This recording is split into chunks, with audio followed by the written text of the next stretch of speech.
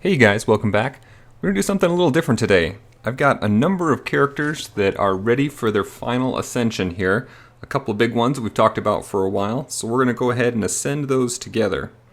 So the first one I've been looking forward to for a long time is Igorok. Let's find Igorok. There he is. Alright, I've got him at 5-star already, so not too much further. It's going to be a lot of tokens to get him up to that 6-star level, but he's already getting pretty close to being maxed out. And then in terms of abilities, I only had his first ascension, first two abilities. But we do have everything we need, except this one Infinity Evo. Let's go in there and see if we can combine one. Alright, we're going to get 20 of these we've got to put in for it, and I think that's a Mind's Eye. Yeah, Mind's Eye Evo. So let's go ahead and do that. Okay, we'll back out of this. And we've got everything we need. So this last skill, Reflecting Shield, it's not really so much what I'm looking for. It's not the part that I'm excited about getting.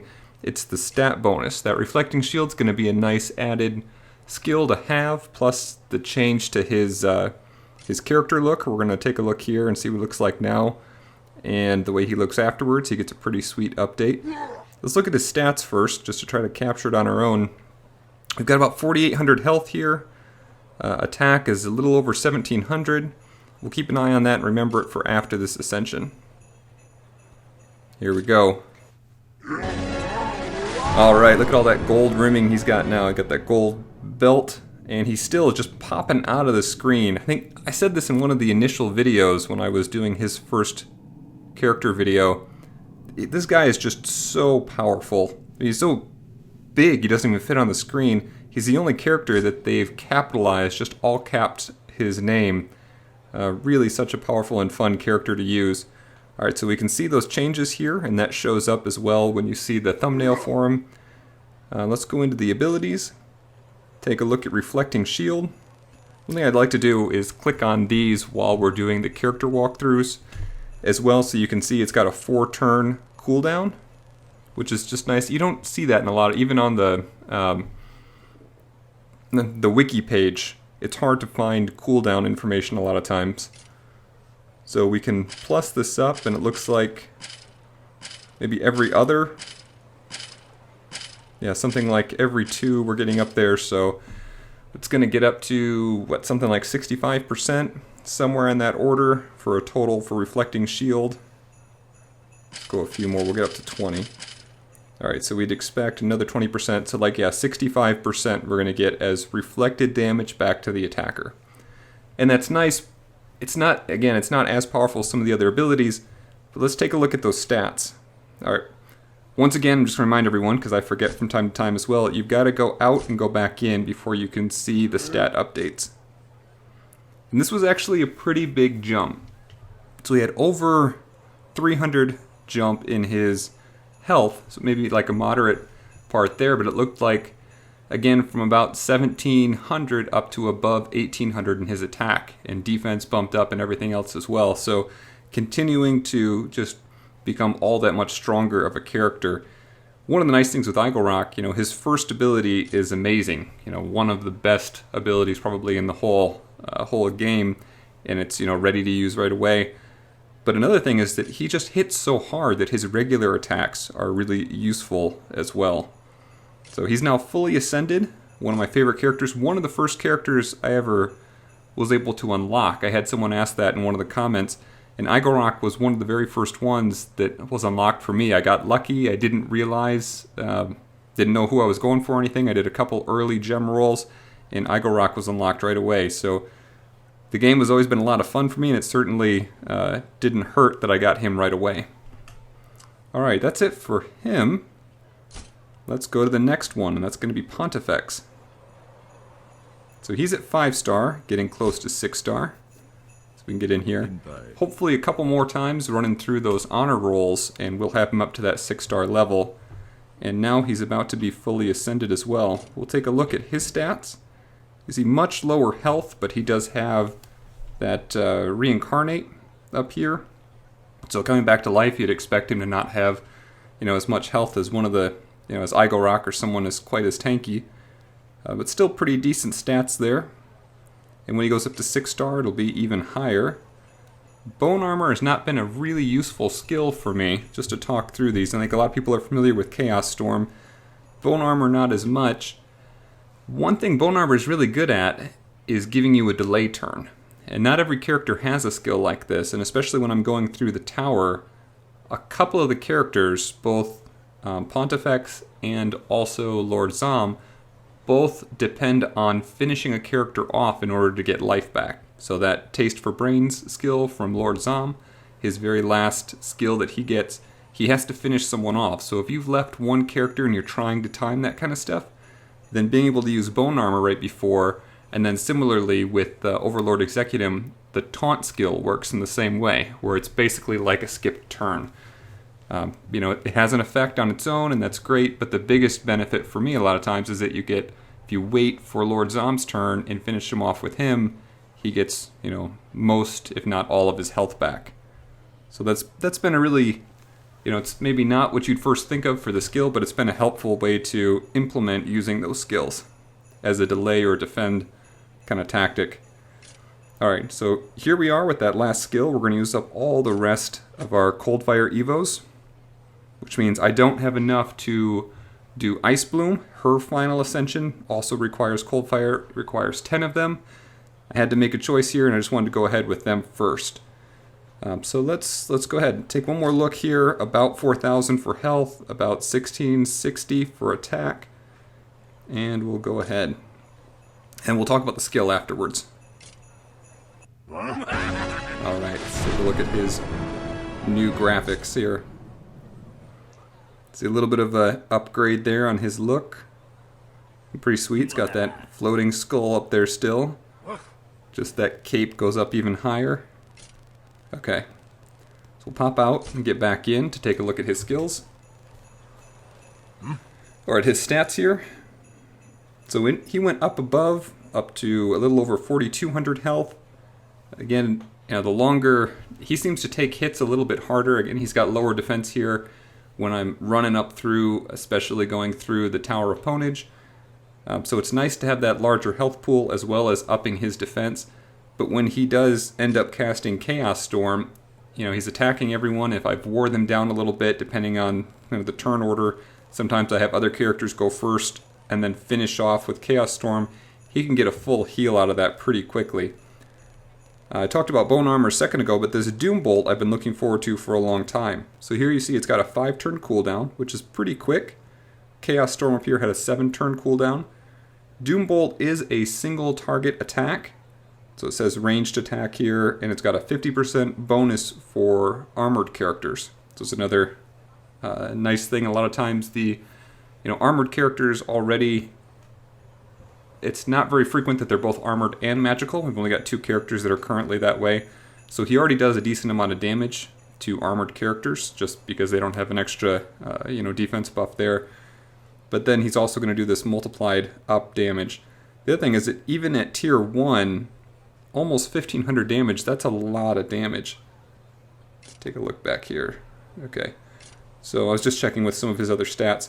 So as we upgrade that, he's getting almost 20 points. So you get like 17 points every time we plus it up. So I've seen it used, especially in PvP, and then when we had the Lord Zom event, and Doombolt does a ton of damage, and I mean these numbers reflect that, but it's just a really useful skill to do a lot of single target damage. And again, that will be useful with his ability, not here, over here, the Soul Eater. It's very likely that he'll finish whichever character off with that attack. And he doesn't get a portion back the same way some other characters do. It's not like 20% back or anything, it's just a set amount. Looks like it's somewhere on the order of double what the field dressing heal is for, but it also very frequently crits and then does twice as much. So he's got, almost 25% crit rate, which means when that heal crits, it's really for a large portion of health. Okay, so I think that's it for his. I had one more, and that's Dagrund here.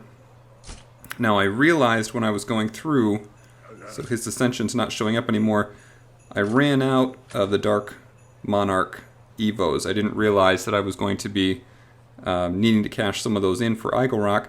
But let's go ahead in here and see if we can crank out enough of these. I hate to use too many of these other Evos, but we'll try to get up there. I think I need 12. We'll double check. We'll get this up to 190. It's not the best use. I don't recommend doing it.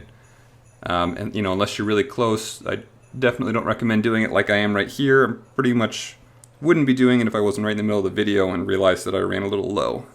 But I can always farm some more, and so we'll go for it here. Now I'm going to, it looks like it was 12 I actually need to make. I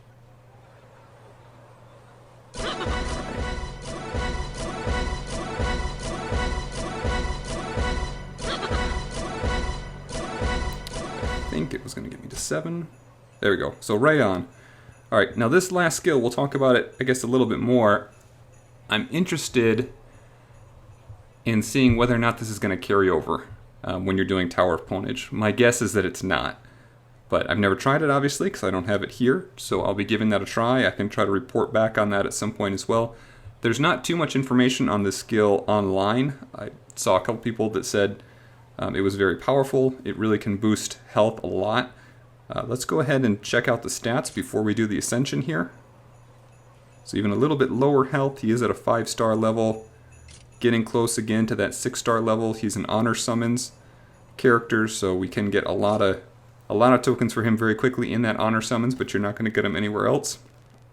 He has Energy Rune, which I haven't found to be super helpful. It worked well on the one team that I like that can all boost energy, where you put him in there with Echo, and then boost Echo, and Echo boosts the whole team. That works pretty well. Otherwise, it's a fairly low heal, and there's not a lot of times that you want to... You're either going to be sacrificing the heal because you don't need it, but you really want the energy boost, or sacrificing the energy boost because you need the heal desperately, even though it's not a very big heal. So as a trade-off there, it seems like it's mostly an energy boost with just a little bit of heal on top. Smackdown is nice, again, if I use him more commonly in the Tower of Ponage, which I might switch him out just for fun, especially when I'm going up against some rogue teams, since he is a dwarf and he's got that never missing trait. So you can use Smackdown, and since it comes up every 3rd turn, it's nice to have some of these skills with moderate damage that come up very often. Alright, so we checked this out. Attack's pretty low, health is medium low, but we're going to do this Ascension and try to level it up. Check out his... There he goes with all that gold around him as well. Gets a gold belt. Got the mustache with the gold ties there. Alright, let's look at his new skill.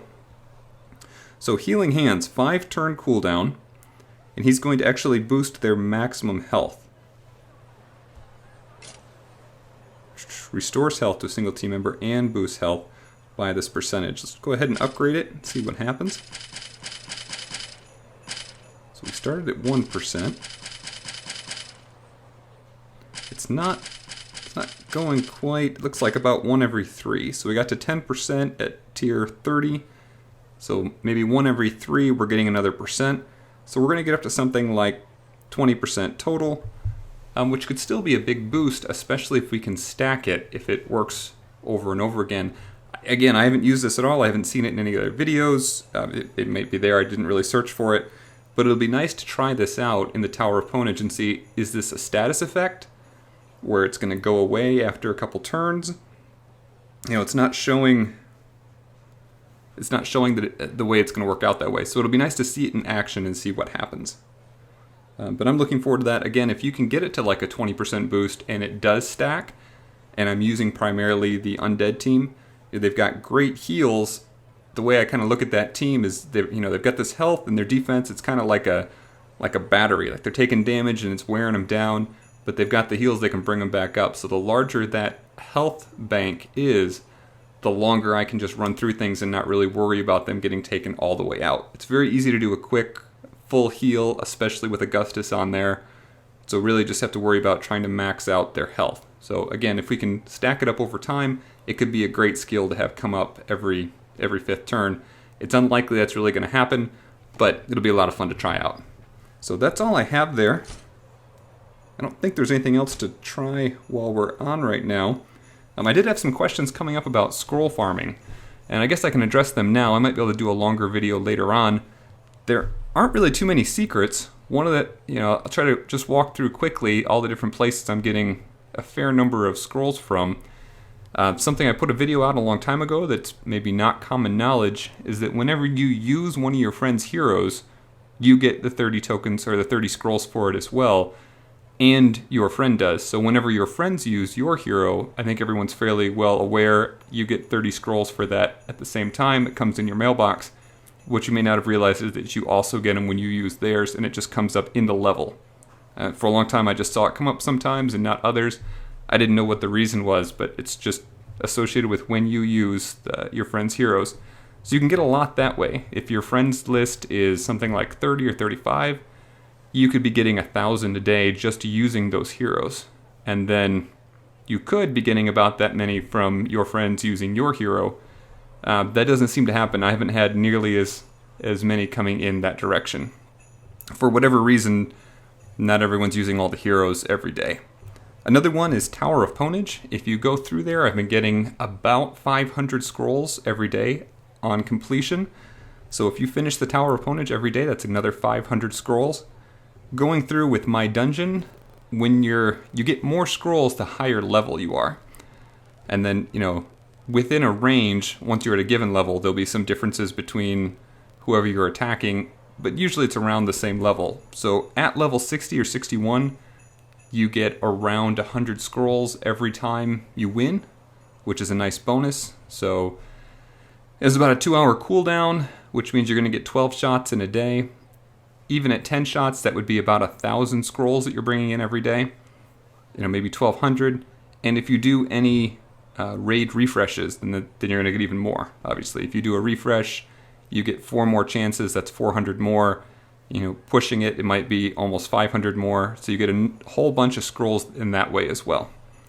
And scrolls can give you a huge benefit, especially, again, I think I've mentioned before, I use them primarily in the portal, and you can get a lot of stuff there, as well as turning them in the honor shop, and you can get a lot of gold for them. So you get about 250,000 gold for every 500 scrolls. All right, so that's about it for now. We'll talk to everyone soon. Thanks again for watching. If you like this, then you're going to love what we have coming out next. Don't forget to like and subscribe for more mobile gaming videos, or check out the rest of the channel for more tips and tricks. If you don't have this game yet, feel free to download it from the sponsored link in the video description below. These downloads help to support the channel and help us to continue to put out more great videos. Thanks again for all your support, and come back soon as we continue our quest, seeking every possible advantage.